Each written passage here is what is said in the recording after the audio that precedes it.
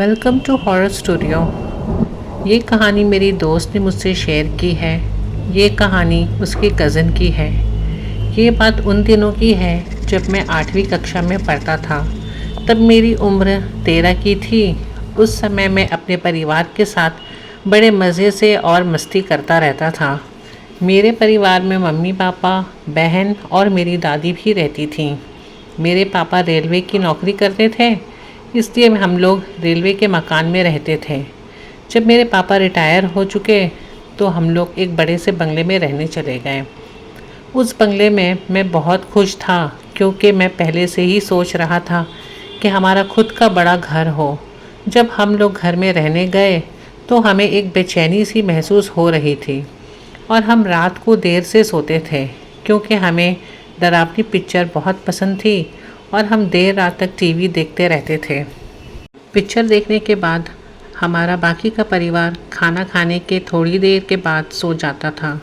एक दिन की बात है, जब मैं रात में 11:30 बजे टीवी देख रहा था, तब मुझे लगा कि बाहर से कोई आवाज़ आ रही है। मैंने सोचा मम्मी या पापा पानी पीने आए होंगे, वहीं से आवाज़ आ रही होगी। उस समय मैंने ध्यान नहीं दिया, लेकिन थोड़ी देर के बाद जब मैंने टीवी बंद कर दी तो मुझे फिर से पायल बजने की आवाज़ आ रही थी कि जैसे कोई मेरे पास चला आ रहा हो। मैंने देखा तो कोई नहीं था, तो मेरे पैर थरथराने लगे, कांपने लगे और मेरे होश उड़ गए। ये कैसी आवाज़ है? तभी पायल की आवाज़ बंद हो गई। थोड़ी देर बाद आवाज़ फिर से आने लगी तो मेरा दिल ज़ोर ज़ोर से धड़कने लगा, मानो मेरा दिल बाहर आ जाएगा। मैंने सोचा कि मैं ये बात सबको बताता हूँ। जब मैं हिम्मत जुटाकर दरवाज़ा खोला तो वो आवाज़ इस बार मेरे करीब में बज रही थी, लेकिन वहाँ पर कोई भी नहीं था। मैं किसी तरह मम्मी के कमरे में पहुँचा और सारी बात उन्हें मम्मी पापा को बता दी। मेरे पापा मानने को तैयार ही नहीं थे कि मैं सच बोल रहा हूँ, क्योंकि उनको ज़ोर से नींद आ रही थी और वो थोड़ी नींद में भी थे। यहाँ तक कि किसी ने मेरी बात पर ध्यान ही नहीं दिया। तो मैंने सोचा कि आज रात मैं मम्मी पापा के साथ ही सो जाता हूँ। ऐसे करते करते करीब 8 से 9 दिन बीत गए।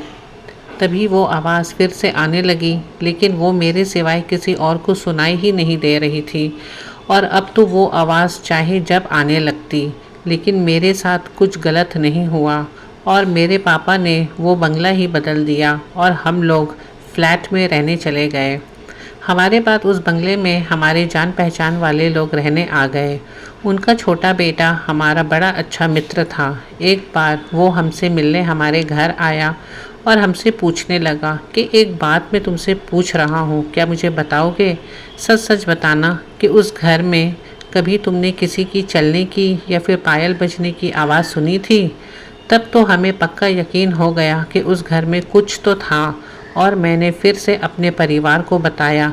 तब जाके मेरे मम्मी पापा को मेरी बात पे यकीन आया कि मैं झूठ नहीं बोल रहा था। और जो लोग वहाँ पर रह रहे थे उन लोगों ने उस घर में पूजा पाठ कराया तो पता चला कि यहाँ पर एक शादीशुदा जोड़ा रहता था जो कि अपनी बीवी पर बहुत ही अत्याचार करता था और अचानक से एक दिन उसकी हत्या करके उसे वही ज़मीन पे दफन कर दिया।